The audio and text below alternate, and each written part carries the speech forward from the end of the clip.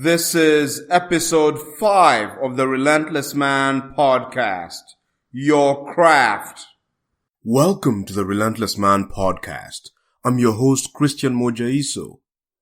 My goal is to help you become the man you need to become in order to accomplish your goals. To do this, I will have to be very raw and brutally honest with you. If you're easily offended, stop listening. If you're easily triggered, stop listening. If you can't handle explicit language, stop listening. If you are fragile, stop listening. Otherwise, let's dig in.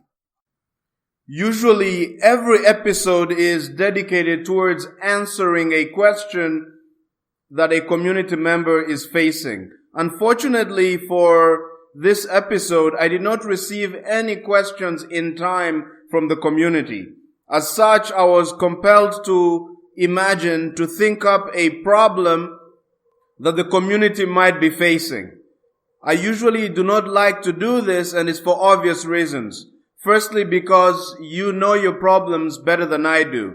Secondly, because this podcast was set up to serve you, the community, and not to serve me and answer my questions. That being said, one person actually within the week did send me a question, and I'd like to do a shout out to Juan. He sent me a question about connecting with people and human nature. So, very likely that will be the subject of upcoming episodes. So the question for this episode is, do I need a craft?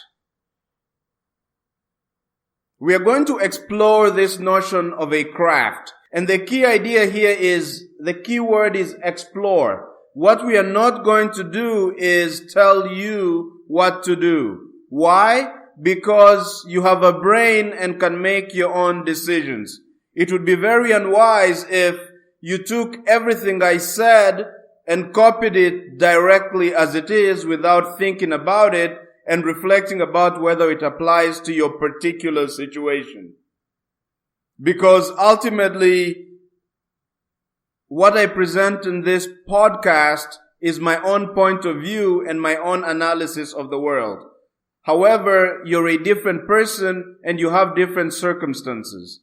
Much wiser would be to understand the content in this podcast and then make your own decisions that are rooted in the reality that you're facing.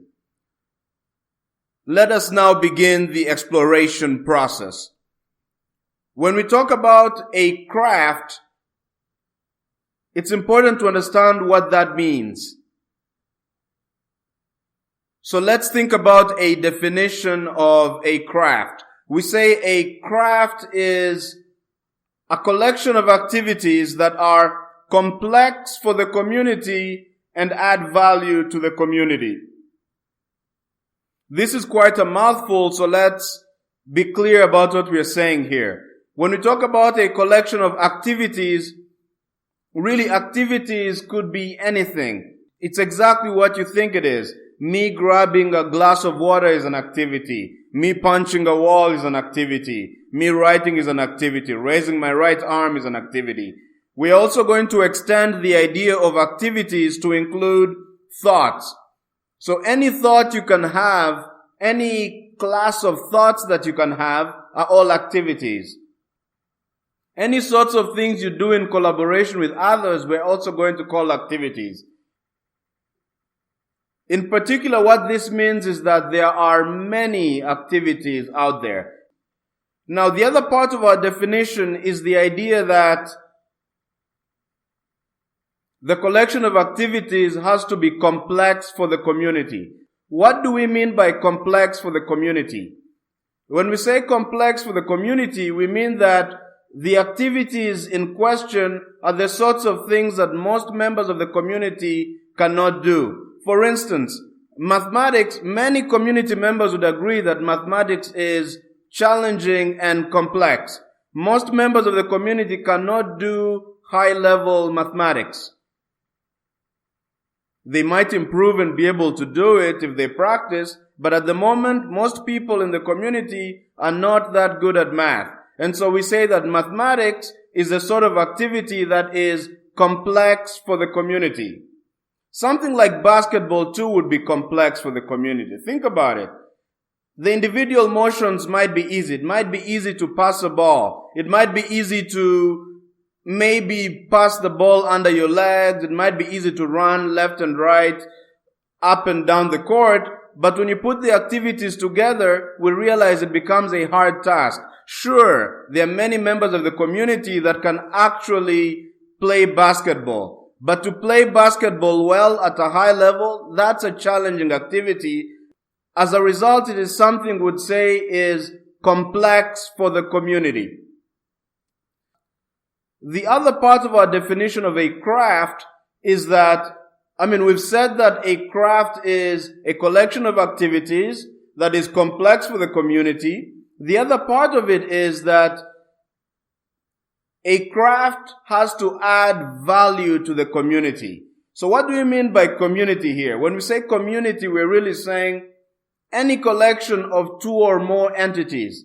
This in particular means that you as an individual are not a community. A community needs at least two people. The other thing we're saying is that a craft needs to add value to the community. When we say add value, we really mean that it has to be the sort of thing that people are willing to pay to experience. When I say pay, I mean not just financial payment. Of course, that's one aspect of it. Consider a musician. Music is not easy. There are many people in the community that can play music, but very few of them can play music well. As a result, a musician is performing a genuinely complex task. The other thing is that their music is the sort of thing that some community members are gonna pay, say, financially to come and listen to. Immediately they do that, we say that the music is adding value to them. We're not saying the value is positive or good, but the very fact that they're willing to pay means for us it's sufficient to say that this music is adding value.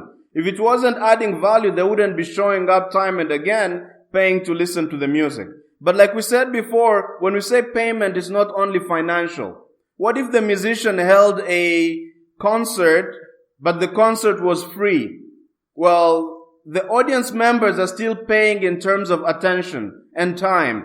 They could have been using the time to watch movies or something else, but they chose to come there. They paid in terms of attention and time and listened and engaged with the craft of this musician.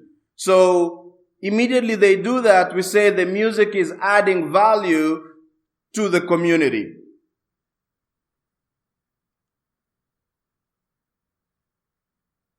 Now notice here, there's something very important to see. Our definition of a craft is amoral. What that means is that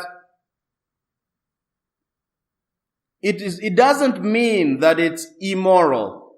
Immoral means not moral. When we say that something is amoral, we mean that it has no morality in it. Let me explain further so we are clear about this.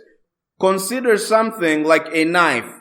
A knife is, in and of itself, is neither good nor bad. Let's say you're an alien and you just landed on Earth and you meet your knife instructor. And your knife instructor tells you, hey buddy, this is a knife. And he tells you, this knife is good because you can use it to cut vegetables, cut tomatoes, and make really nice meals that people enjoy. So a knife is good. Would he have told you the full picture? Well, the answer is no, because if you listen to just what he told you, now you'll go out there and you meet some guy who's malicious and doesn't like you. They hold a knife and you're thinking, oh yeah, a knife is good. Next thing you know, they've stabbed you and you're bleeding out. What the instructor neglected to tell you was that a knife is neither good nor bad. It's neither moral nor immoral. It can be used to do bad things like stabbing, or it can be used to make vegetables. The knife in this case is amoral. In the same vein, our definition of a craft is amoral too. We talked about adding value. We never said the value has to be good or positive. We just said adds value, and by that we meant members of the community are willing to pay for it, either financially or in terms of time, attention, and maybe recommending you to others. Let's get a little more specific here. Think about a priest. A priest conducts mass every Sunday. He preaches and sends a message to his audience. Well, this is obviously something that is complex for the community. Why? Most people are afraid of public speaking. So what the priest is doing is not easy for most people. It is complex for the community. The other thing is that from our definition, it's adding value because the congregation has paid in terms of time and attention. They might even have paid offerings as well. So priesthood then is a genuine craft. And we cannot say that priesthood is all positive and moral, but would say that it mostly does good. So if we create a scale of moral versus immoral, would say that priesthood is more moral than immoral. It adds value and a positive moral type of value to the community, which is a congregation. But now consider something completely different. Think about a hitman for some crime organization. Let's say the mob. Now, being a hitman is not an easy task because a hitman has to kill. And sometimes a hitman has to kill in the most grotesque ways imaginable.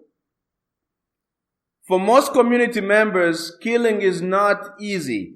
To get a gun, say, and you're supposed to kill this person, but the person is crying, they're telling you they're a mother and they have 5 children, etc. To disregard all of that and shoot them anyway is not easy. Most members of the community cannot do that instinctively. They would need a lot of training to successfully kill without any problem. So I would say that being a hitman and killing is an activity that is complex for the community. The other thing we notice here is that we now have to ask, does it add value to the community? Well, we said adding value to the community. We did not say what community. If we consider the community of people who need hitmen, the sort of people who have enemies and want the enemies taken out, then as far as, for example, the crime organization, let's say the mob that the hitman is working for, this hitman is adding value to that community. He's enabling them to take out their opponents. We know he's adding value also because they're willing to pay him financially in order to carry out this task. So then, we see that being a hitman satisfies all the criteria for our definition of a craft. So we say that being a hitman is indeed a genuine craft. But most of us will agree that being a hitman is not a positive thing. No one raises up his kids saying, I want my kid to be killing people. No, very few parents would advocate for such a thing. So maybe there's a positive aspect to being a hitman, but we'd all agree that if we were to look at the scales, being a hitman is more immoral than moral. So now we have a craft that's roughly speaking immoral. Of course, there must be some good that it does as well, because there are certain people, if a hitman had taken out Hitler, a case can be made for why what he did was good.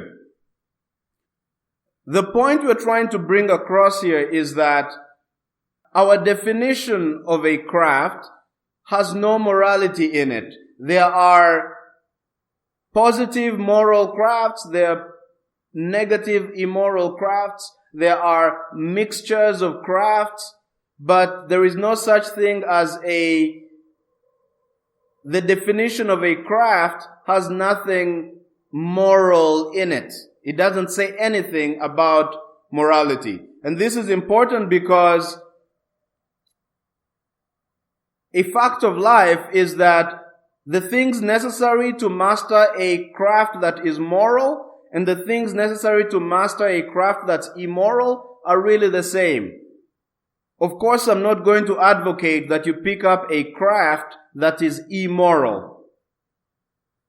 Why? Because the way we've defined it, there are so many crafts you can come up with out there. I mean, think about something like just eating a cheeseburger. Of course, few people are going to pay to see you eating a cheeseburger.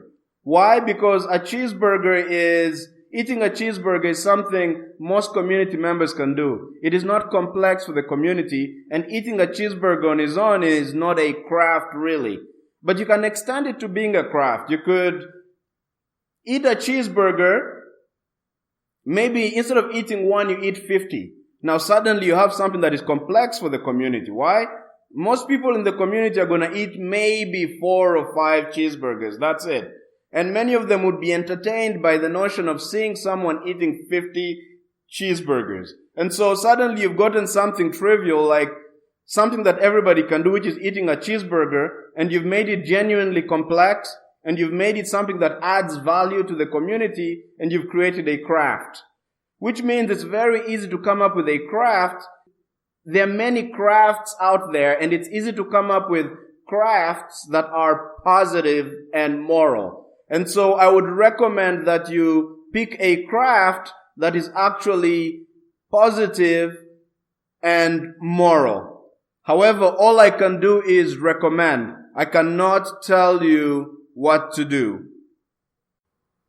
In order to decide whether or not you need a craft, a natural question to think about is what the advantages are. What are the advantages of having a craft? So let's look at those. The first thing is confidence.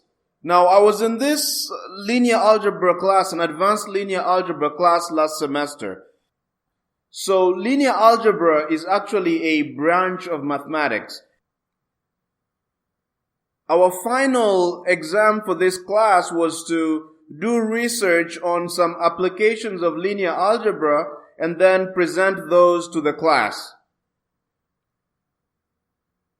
And there was this friend of mine in the class, his name is Connor, so he goes up in front of the classroom and begins to make a presentation. Now, he's presenting very complex mathematics that is not easy to follow, but the guy is super excited in this presentation. He's going into detail, he's explaining, he's going on and just expanding further and further. Completely confident with what he's doing. Actually, the professor had to stop him at some point because he was going overtime and he was explaining in so much detail. So I sat there myself and wondered, where does he get his confidence? Where does his confidence come from to explain such a hard subject with so much confidence? And I mean, very likely his confidence did not come from the fact that he went in front of the mirror and said, I am confident, I am confident, I am confident, or I am smart, I am smart, I am smart. All these positive affirmations we keep hearing about. Very likely, his confidence came from the fact that he knew his stuff. He is not a mathematician, but he's a student of mathematics. And he had spent his time thinking and understanding these concepts, and as a result, he was confident in himself. His mastery of the material emboldened him. So, not even being a master of a craft, just being in the process of mastering a craft gave him this confidence to explain tough and convoluted ideas. And this is not just true of mathematics, by the way. Any craft you can imagine out there, if you master it or if you are in the process of mastering this craft, you're going to discover a certain confidence that you never knew you had.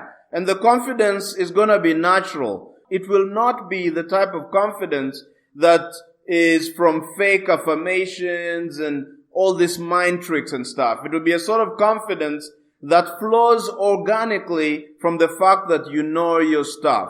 So if you're looking to become confident, a good idea would be to pick up a craft and begin mastering it.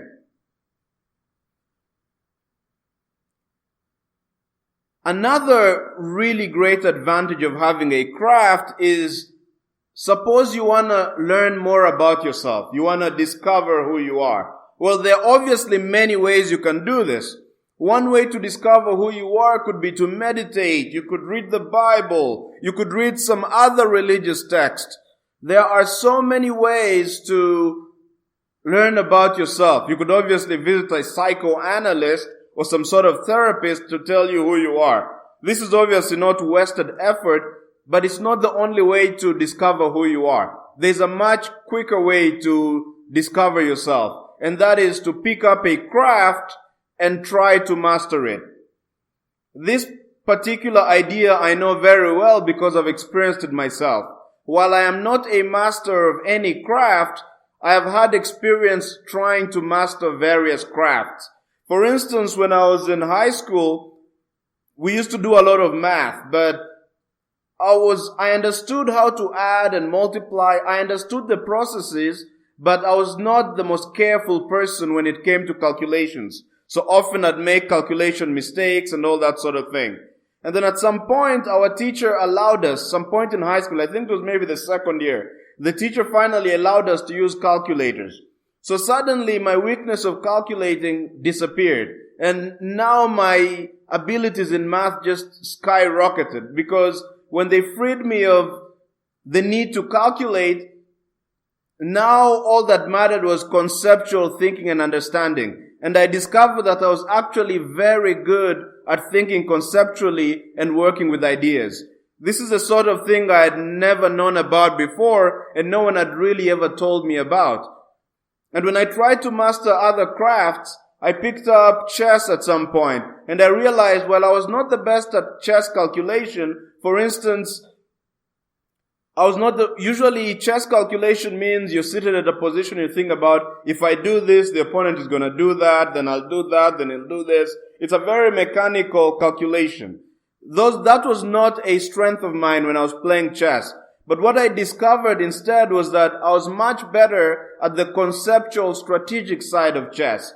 For example, thinking about the importance of attacking the center, the fact that rooks have to be attacking straight lines. Either they're attacking ranks or they're attacking files. The idea that a knight is much stronger in the center than on the side of the board. Those sorts of strategic conceptual things were things that came more naturally to me, and things that were somehow part of who I am, part of a strength and an aspect of me. Part of my essence as a person was the ability to work with concepts. And I experienced this when I went to learn Spanish as well, because I'd start the Spanish language, and it turned out that while I might not have been the very best at thinking about grammar rules so specifically, I was very good at understanding the meaning of words and understanding the structure of the language and constructing sentences creatively with it. So it turned out that it didn't matter what craft I was trying to master. It was being brought out to me that a part of me is, a strength of mine is the ability to work with ideas and to think conceptually and strategically. This is something no one had ever told me. No one had ever told me that I'm really good at this. It's not the sort of thing a therapist told me. The mere fact that I tried to master a craft, or in this case a series of crafts, helped me realize this aspect of myself.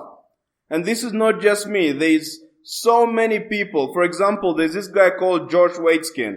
He is an international chess master. He also is a martial artist now, and is a really brilliant guy. And he talks about how people who operate at the highest levels in, be it in chess or the martial arts or some other activity, are the people who are able to bring out their essence through the art, whatever the art may be.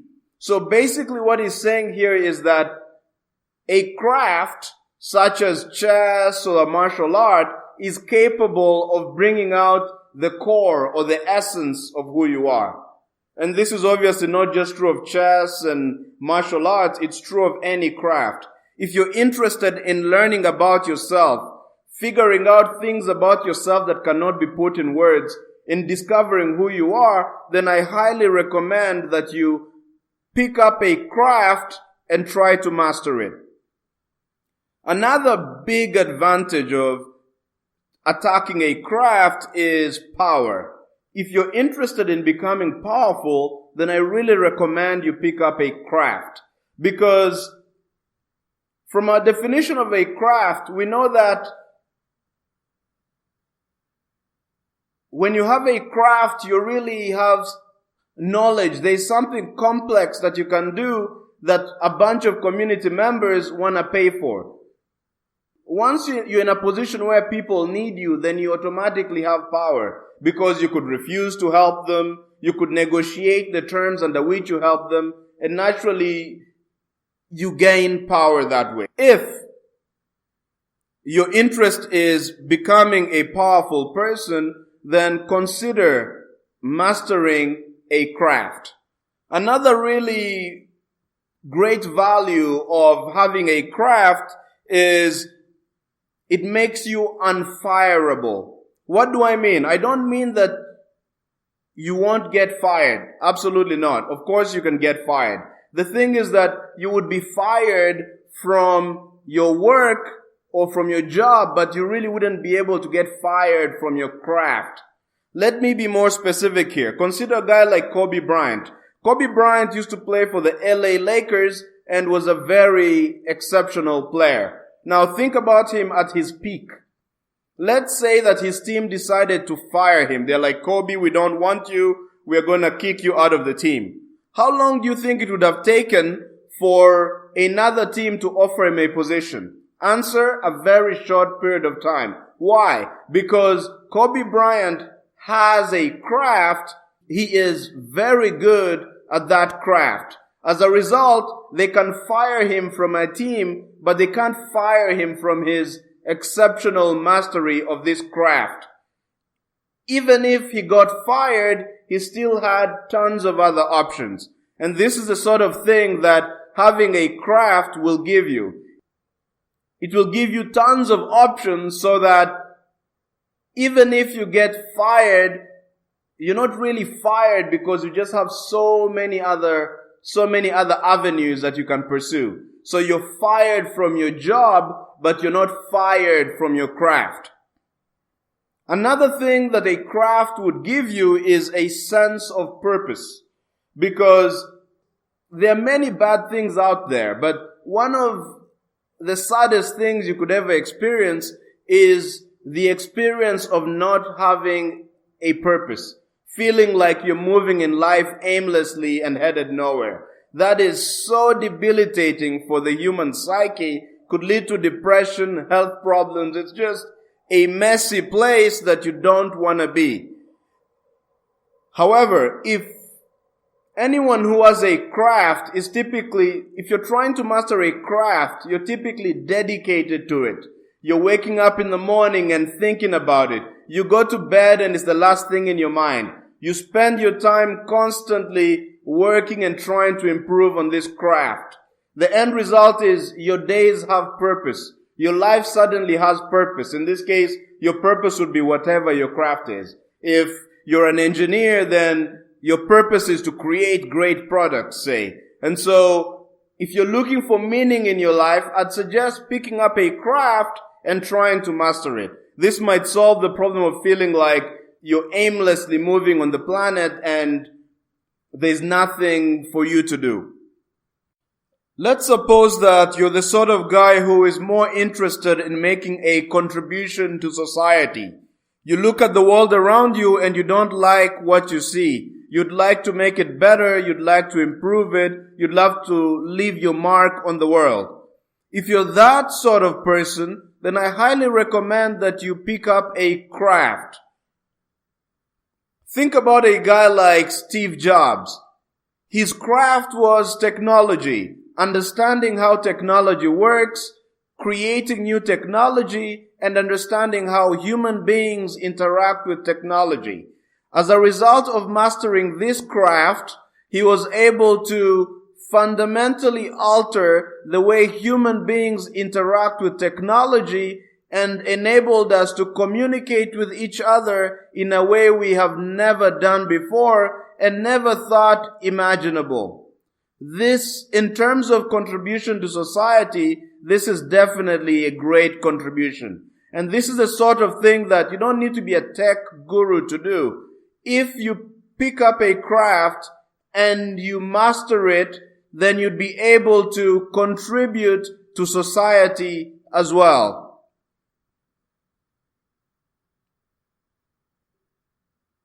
Another advantage of having a craft is that a craft gives you influence.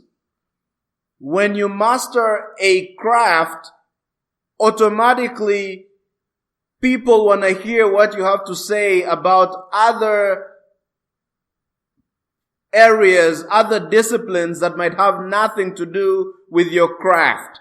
Think about, let's say, being an actor. Think about someone like Brad Pitt. Brilliant actor, does a great job, and as a result, society rewards him handsomely in the millions of dollars. Notice that because Brad Pitt is so good at what he does, it means that when he makes a comment about politics or sports or nuclear disarmament or whatever else is going on in society, people are inclined to listen to him. Why? Because he has mastered his craft, which is acting, and somehow that gives him influence on all these other areas of human endeavor. Now, you might be saying, but this is not right. This is not how it ought to be. The fact that you're a good actor doesn't mean that suddenly you know or your opinion should be valid when we talk about nuclear disarmament. But notice here we're talking about how the world ought to be, and maybe we're talking about how it's unfair that an actor has so much influence on politics, etc. But immediately we start talking about how the world should be or that things are not fair. Notice that we've stopped talking about reality. We're now talking about things as they should be and not things as they are. While thinking about things as they should be is a valuable thing to do, our focus in this podcast is on reality, things as they are right now. And the reality is, if you're a master of a given craft, automatically you have influence on all other spheres, all other disciplines. So if you want to influence politics, you might not even need to become a politician. Just pick any craft and master it. So mastering a craft is something worth considering if you're interested in having influence on the world. Another thing that a craft will give you, or beginning to master a craft will give you, is respect. If you don't feel respected, then I suggest trying to master a craft. Think about someone like Albert Einstein, brilliant physicist. When you interact and think about what he was able to do, helping us to understand the nature of space and time, you can't help but be amazed and in awe. And immediately you're in awe and amazed by what someone can do. Immediately you do that, then you also have a respect for them. And this is what happens when you pick up a craft and you become exceptional at it. Because people who are not able to do what you do look at you in amazement and awe, and they're completely impressed by what you're doing. And whenever they do that, they automatically give you respect as well. So if respect is what you're looking for, I highly recommend picking up a craft and trying to master it. Now, we've been talking a lot about the advantages of having a craft and mastering it. But there are things that a craft will never be able to give you. The biggest one is dignity. A craft will not give you dignity. I made an entire episode about dignity. That's episode 3. It talks about dignity of the relentless man. If you're interested in thinking about dignity, please check out that episode. But the basic idea is dignity is something we are born with. Our sense of worth and humanness is something we are born with. It is a sort of thing we cannot get from the outside. A craft will never give you dignity and will never make you feel worthy. Why? Because you have dignity and worth already. How can a craft give you something that you already have?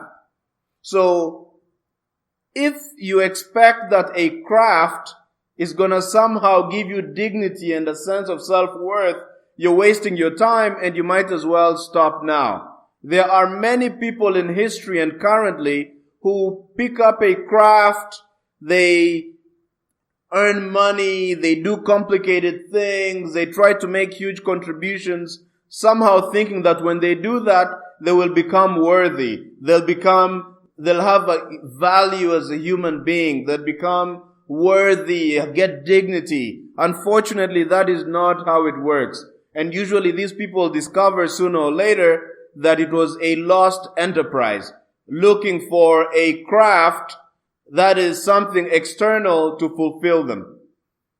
If you need and are looking for dignity, rather than picking up a craft, I suggest you find a religion perhaps. If you're not religious, read a couple of books. There are books that talk to you about dignity and the dignity that we all have and finding your own dignity. A book like Eckhart Tolle's The Power of Now or A New Earth, for example. You could read the Bible if you're religious or another religious text. Or you could just meditate and look within and you'll find this dignity. No need to spend years and hours trying to find something that you already have. Now we're evaluating this idea of whether or not you need a craft. We've talked about the advantages of having a craft. We've talked about how a craft will never give you dignity. But a natural thing to think about is, are there certain disadvantages to mastering or trying to master a craft? And the answer is yes. One thing about trying to master a craft is that you have to reorganize your time. You have to spend a lot of time thinking and working on your craft. Naturally, what this means is, for example, if you have a kid, and let's say you had a kid and used to hang out with them a lot, and all of a sudden you decide, I need a craft, and you decide you want to become a computer programmer. Instantly, you're going to prioritize your time differently.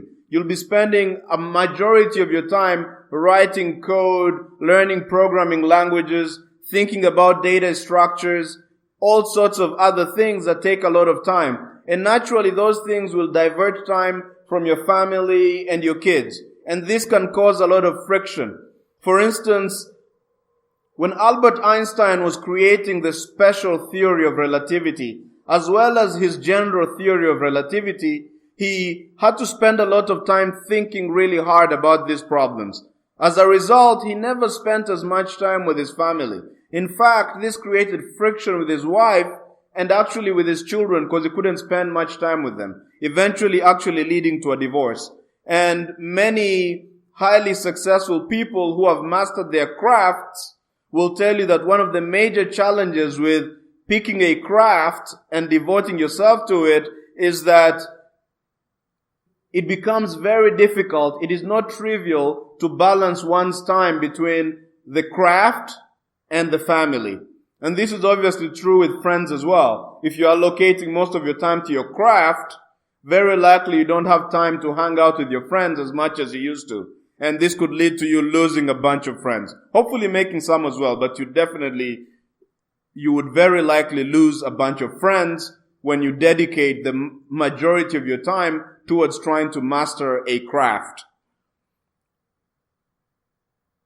Another disadvantage is many activities that you used to do, you might not be able to do again. For instance, you might not be able to watch TV 6 hours a day, go to the theater and watch presentations or performances because you got to prioritize your time towards mastering a craft. because mastering a craft is not easy and takes a lot of dedication and time and a lot of your energy. We've been deciding and thinking about whether or not you need a craft. Another thing to consider is, what are the consequences of not having a craft? If you don't have a craft, then it means that you're violating at least one aspect of the definition of a craft. By that I mean that perhaps everything you can do, most people can do. You haven't mastered anything complex. Or it could be that you've mastered something complex, but you're not adding value to the community. There is no one that's willing to pay either financially or in terms of time and attention to listen and engage with whatever it is that you're doing. So let's take each of those scenarios separately. Let's suppose that you haven't mastered anything complex. So basically everything you can do, most people can do. What are the consequences of something like that? Well, if you're, let's say, employed, and let's say you're flipping burgers or doing a sort of task that most people can do. Well, you might start out early when you're 20, and that's okay. You'll be hired, and let's say you're flipping burgers, that's your job. But over the course of time, you're not really becoming any better, and you haven't learned anything. There's nothing you're able to do in terms of flipping burgers that some other people can't do. So you start out early at 20 and it's perfectly fine, but over time, you're growing older. So you're growing weaker. Maybe at some point you've been working at a company for 20, 30 years. Suddenly your knees are giving in, your back is not as it used to be, and you're more expensive and a liability to the company. Now, what do you think your boss is going to do? Well, maybe the boss is going to be benevolent and say, this guy has worked with me for such a long time, so I'm not going to get rid of him. But most bosses are going to behave economically. So what they're going to do is, if you're a liability and everything you can do, other people can do, well, they're just going to fire you and give the job to some 18-year-old who can do as good a job as you or better because they're slightly younger and more energetic. So this is really the path you'd be headed towards if there is nothing that you can do that is exceptional. And another thing to highlight here is that if you're not a master of any particular complex thing, then it means that time for you is an enemy, because the more time that passes, the weaker you become physically and emotionally, and the more you become tied down, and your trajectory is going downhill with time. But you see, that's kind of different from someone who has mastered a craft. Because if you've mastered a craft, then you know how to do complex things. But most importantly, a person who's mastering a craft is a sort of person who is better today than they were yesterday. Next month, they're better than they are today. A year from now, they're significantly better at their craft than they were a year ago. So for them, time is an ally. The more time passes, the better they become, the more skilled they are, and the more valuable they become to the marketplace. So for them, time is an advantage. But for someone who has not mastered any craft, the sort of person who hasn't learned how to do anything complex, and everything he can do, other people can do, or most people can do, then for them, time is the greatest enemy. And they usually end up, their body's failing them, and they're not really skilled, so the company doesn't need them. Typically end up being fired or forced to retire, and then they start complaining and blaming the government and blaming the economy. It's just not the best path to follow as a general rule, but of course there could be exceptions, and it is your life after all, so you're completely in charge here.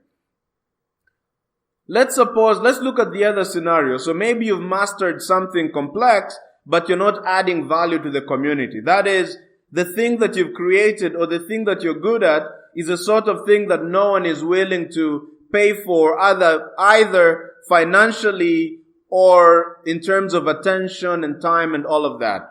Well, then what happens is, no one is going to engage with your work. No one is going to give you their time and listen to what it is that you have to say. They're not going to pay you financially. So this means that very likely you're ending up broke here and not in a very good situation. So these are some of the consequences of not having a craft. Let's say that you've decided that you need a craft. A natural question to think about is, what craft should you pick? So that is what we are going to explore at this moment. A thing that's going to be very important for us to understand what craft to pick is the idea of traits or your current situation, your state in life. One thing to realize is that your traits and current situation are not advantages all the time or disadvantages all the time. This is a little abstract, so let's get specific here. Let's think about your height, for instance.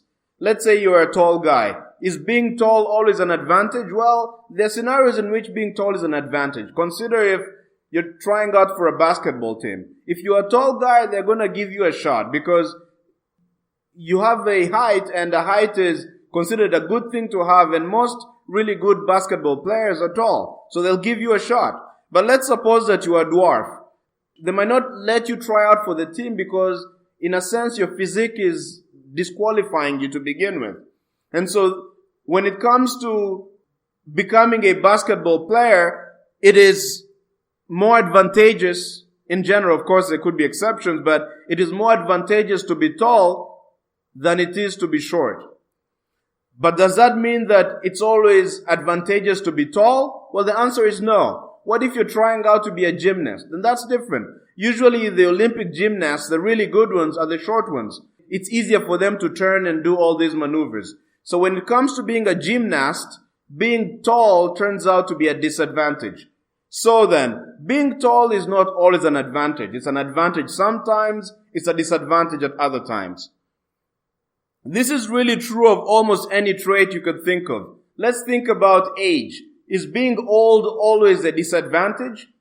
People tend to act as if it is. Of course, if you're old, then you're very likely physically weaker. Maybe your memory is a little messed up, etc. But it depends on what you're trying to do. What if your aim is to appear wise? Well, being old might actually be an advantage because we tend to associate old people with gray hairs as being wise and full of knowledge. So then when it comes to the game of appearing wise and smart, being old then is an advantage. People are more likely to think of a 60-year-old as being wise than, let's say, a 10-year-old as being wise. So in that case, being young would be a disadvantage and being old would be an advantage. The point here is age. Your age, for instance, is neither, it's an advantage in certain situations, it's a disadvantage in others. It's not always an advantage, just as it's not always a disadvantage. And this is true of all sorts of things. There are certain things that we've been conditioned, especially if you live in the United States, something like your race. We've been conditioned to think that your race is always a good thing or a bad thing. Let's evaluate this further. Let's imagine if we have a black guy and is in front of a jury, and the jury is trying to decide whether or not to convict him or acquit him, let him go. Well, if he's a black guy, is he at an advantage here or a disadvantage? Let's think about it. Well, most of the jury members are just ordinary people. By that I mean is they don't have very likely, they don't have any training in evaluating evidence or thinking logically.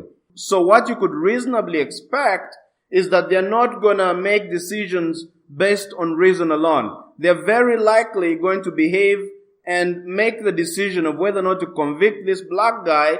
They're gonna make this decision very likely based on emotion. It's reasonable to expect that if you're a black person in this situation, maybe the jury is going to be different and nice and not convict you, but a wise black person in that situation would rightly realize that his color is a disadvantage in that situation, and in fact would have to somehow compensate or take that into account when he's building up his defense. But does that mean that it's always disadvantageous to be black? Well, I'm going to create a very crazy scenario here. I am a dark-skinned guy. If we're in the dark and I put on a black t-shirt and a black pair of trousers, you would not be able to see me when you're in a dark jungle. So let's say I'm actually a rebel leader and my goal is to survive in the jungle and not get killed. Well, my dark skin turns out to be an advantage then because, well, you can't see me. If you can't see me, how the heck are you going to shoot me? So long as I don't smile and expose my teeth and I don't make any noises, I stand in the dark and you can't see me. So, but now imagine that some white guy pops into the jungle. Well, this guy is freaking glowing in the dark. He's an easy target. Just shoot him down. So in this weird scenario of surviving in the dark jungle, my dark skin, black skin, turns out to be an advantage, while the white skin in this situation turns out to be a disadvantage. So the basic idea here is, even when you're talking about race, and I just created some fringe scenarios, but if you think about it carefully, your race is not always an advantage. There are situations where your race is going to be an advantage, and there are situations where your race will be a disadvantage. And there'll also be cases vice versa. It's really delusional, for example, to think that, let's say your race is always an advantage. Because one day you will find yourself in a situation where you're actually at a disadvantage and not realize it, or vice versa. And this is true of all sorts of things. Think about your wealth, being rich or poor. We are very conditioned to think that being rich is always an advantage. Is that really true? It really depends on what game we're talking about here. What if we're talking about being ambitious? For instance, imagine a kid who is born in a castle with gold surrounding him. Maybe his toilet is made of diamond. He has workers who are always serving him and taking care of him. He has everything he needs. How likely is it that this kid is actually going to be ambitious? He has everything he needs. He doesn't need to be ambitious. So when it comes to becoming ambitious, his richness, the fact that he's born in a rich family, actually turns out to be a disadvantage for him because he has no real motivation to work hard and try to achieve things because he has everything already, basically. That's how he perceives it. But this would never be a problem for a poor guy. A poor guy who is suffering and used to, let's say, eating 3 meals a week is someone who you don't need to motivate to try and make things better. The motivation and the ambition is built into their situation. So in this narrow situation, which is being ambitious, it turns out that being poor might be a bigger advantage than being rich. So this is true for not only your situation, but your traits. I really encourage you, I recommend that you think more fluidly about every trait that you have. And this is important because when you're trying to decide on a craft which you want to pick up, there are so many crafts out there that you can create. All you need is to pick up a collection of activities, make sure the activities are complex, that is, most people cannot do them, and then make sure that this collection of activities adds value to the community. That tells you that there are so many crafts that one can come up with. So what we are saying here is that there are many games out there that you can play. The goal is to find a game at which you can win. So a smart thing to do would be to study your own traits, physical, mental, psychological, your current situation. Pick a craft for which everything or most things about you are going to be an advantage. A craft for which your traits are perfectly suited for it. For instance, if you have a deep voice, then it would be unwise to start a choir of, let's say, tenor, people who sing at really high pitches, because your voice is naturally a disadvantage. You'd have to do a lot of work to change the way your voice is. A much wiser idea would be to, let's say, start a choir that has the bass voice. Why? Because then your natural deep voice is already an advantage when it comes to the craft of singing really well, but with a really deep voice. And so this is true for any sort of trait you have. And as a result, it is really wise to pick a craft for which most of your traits are an advantage. But you see, life is not that easy, because while we're saying that it's a good idea to pick a craft that maximizes your natural traits, it doesn't mean that this is the only way to do things. Are there conditions under which it is better to pick a craft for which most of your traits are disadvantaged? Well, the answer is yes. Think about if your objective is, let's say you want to figure out just how much pressure you need to be under before you give up. And that's the reason why you're picking up a craft. Then if that's your motivation, you're going to pick a craft for which you are at a disadvantage. You'd pick a craft that is hard for you from the get-go. Why? Because in trying to master this craft, you'll encounter difficulty from the very beginning, and you'll be able to learn and decide for sure what your breaking point is much easier. So then, there are no real simple answers in life. I hope this is what you're getting from this podcast. Which craft you should pick is an art form. You may pick a craft that maximizes your skill set. You might pick a craft for which most of your traits are actually a disadvantage. You could pick a craft for which there's a crazy mixture of those. But ultimately it depends on the situation in which you find yourself and what you're trying to accomplish. So once again, all I could do here is recommend, but ultimately it's up to you to decide and assess your own situation. Another really important thing in deciding what craft you need to pick up, if at all you've decided to pick up a craft, is the question of pleasure versus pain. If you've listened to really successful people, they always talk about how you need to love what you do. What does it mean to love what you do? And why is that really important? And is that really necessary? That's a natural question to ask. Well, when they say love what you do, they're really referring to a ratio of pleasure to pain. When you have this craft, is it the sort of thing that most of your experiences with it are pleasurable, or are they mostly painful? Let's say you have a job where you hate every single minute of it. Everything about this job you hate. Is that a sort of job that you should turn into your craft, is the question. Would you want the scale to be completely pain and no pleasure? Or do you want it to be completely pleasure and no pain? Well, if it's completely pleasure and you're not experiencing any pain, one has to wonder whether you're really pushing yourself. Because to improve, a little bit of pain is necessary. So maybe a more realistic thing would be, sure, you pick up a craft. What is really recommended is that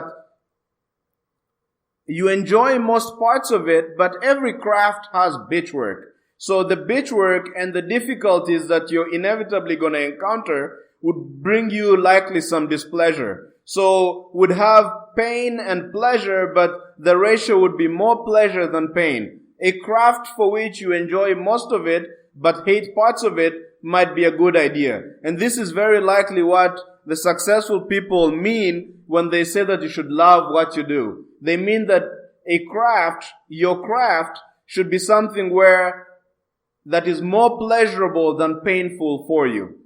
But does this mean that this is the only way and this is the only type of craft that's valid? Well, the answer is no. Think about a guy like David Goggins. David Goggins he was an ex-Navy SEAL, but at the time when he began to run, he was very heavy. He had a heart defect apparently, and he also had sickle cell. A person with sickle cell is encouraged not to run because they could drop dead at any time. So in terms of traits, David Goggins was at a big disadvantage when it came to running. And he also talks about how he completely hated running. It's not something he loves to do. In fact, he ran a 100-mile race And in this race, he broke bones in his legs. He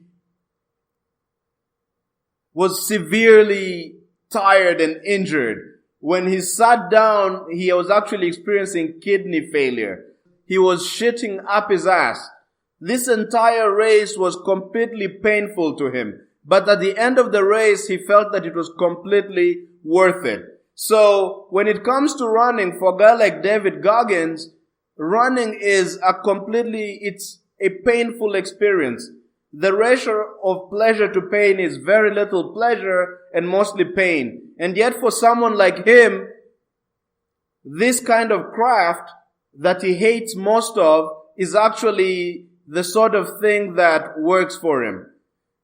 So the point is, most people, and it's recommended that the craft that you have be one that is more pleasurable than painful. That's recommended, but that doesn't mean that this is what works for you. It's very likely that for you, the ratio has to be much more pain and a bit of pleasure. So it's up to you to figure out which one works for you. Now, we have explored this idea of a craft, but really it's been a tip of the iceberg. There's so many questions we've not been able to answer. For instance, let's say you have a craft. How do you master that craft? How much effort should you put into it? How do you balance your craft with family life or other obligations? There are all sorts of questions one can ask about a craft. I haven't gone into them in detail here, partly because this episode is already going pretty long, and also because I'm not sure how much you want to know about this topic. However, if you're interested and this episode sparked your interest in thinking about a craft, I would like to recommend some resources for you. The first resource is a book called Managing Oneself by a guy called Peter Drucker. He was a professor at CMC, that's Claremont College McKenna in Claremont, California, and he wrote this book called Managing Oneself. That's the title of the book. And the book talks about how one assesses their traits and how they decide what craft they should engage in. So I highly recommend this book. Another one is something called Mastery. It's a book called Mastery by a guy called Robert Greene. Now, this book is an absolute masterpiece. If you're a Christian, for instance, then the key book you need is the Bible. If you're a Muslim, the key text you need is the Quran, because those are the manuals for living, let's say, a Christian or a Muslim life. A natural question to ask is, what's the manual if you wanna become a master of a craft? What manual, what book must you absolutely read? And when it comes to mastering a craft, an absolute must read is the book Mastery by Robert Greene. I'll add it all obviously in the episode description. Let's say you're interested in the mindset of someone who masters a craft. How would you have to think in order to be a master of a given craft? Well, there is a resource for that. It's a guy called Tom Bilyeu. Tom Bilyeu started a $1 billion company called Quest Nutrition and started another company called Impact Theory. It's a podcast that talks about, it's also available on YouTube, free of charge actually, and that's his entire focus, helping you develop the mindset necessary in order to master your craft and transform the world. I highly recommend this podcast, Impact Theory by Tom Bilyeu. If you're interested in your dignity and how to discover your self-worth, the sorts of things that we said you cannot get from a craft, then I recommend, either you pick up you take your religious practices more seriously, but if you're not religious and maybe you're more spiritual, then I recommend the book The Power of Now or A New Earth by the spiritual teacher Eckhart Tolle. He goes really in depth into your dignity, who you are, your essence as a human being, that part of you that you have and cannot be taken away, the way in which you're connected to all that is, and the sense in which all human beings are equal. I highly recommend the book, The Power of Now, and a New Earth by Eckhart Tolle. Once again, all of these are in the episode description. Thank you very much for listening to this podcast. If you found it to be valuable, please subscribe, rate, and review us on iTunes and Stitcher as well. Every time you subscribe and rate us, we rise in the rankings of iTunes and other podcast apps, which means that anybody who needs this material will have an easier time accessing it. Every time you review us, then people who are not decided on whether they want to listen to this podcast or not get persuaded or dissuaded by your reviews. At the moment, we actually have 0 reviews. So if you could review us, it would really be helpful in getting our message across and increasing the size of our community. So please do that. If you have a friend who you think would find this podcast valuable, please tell them about it. Now, every episode, unlike this one unfortunately, is focused on solving a problem facing a community member. Unfortunately, this week I didn't receive any question, so I had to imagine a question. Please send me questions or problems that you're facing in your life right now, and I'll dedicate an episode on trying to solve them. If you're having difficulty deciding what is the biggest problem in your life, I suggest participating in a thought experiment. Let's say you met a magical sadist, and this magical sadist offered to, let's say for sure he's going to chop off your balls, you're going to lose your balls, there's nothing you can do about it. But he offers to solve one problem in your life in exchange for taking away your balls. What problem would you have him solve? What problem in your life right now is so bad that you would consider losing your balls in order to see solved? Please message me your ball problem, and very likely I'll make an episode about it. Again, my email is in the episode description. If you like this podcast, please email me as well. I'd like to hear the parts you like. That way I could continue doing those things. And please think about, if you really want to help, please think about what I'm doing wrong. Because if you could tell me what I'm doing wrong, I could improve that and thereby make the podcast better for you and for the rest of the community. If you hate this podcast, I'd especially like to hear from you as well. Please email me. That way I could figure out what you don't like and improve on it, and thereby make this podcast better for you and for future listeners. Once again, all the information, the resources, how to contact me are available in the episode description. Thank you very much for listening and hope to see you in the next episode. Bye.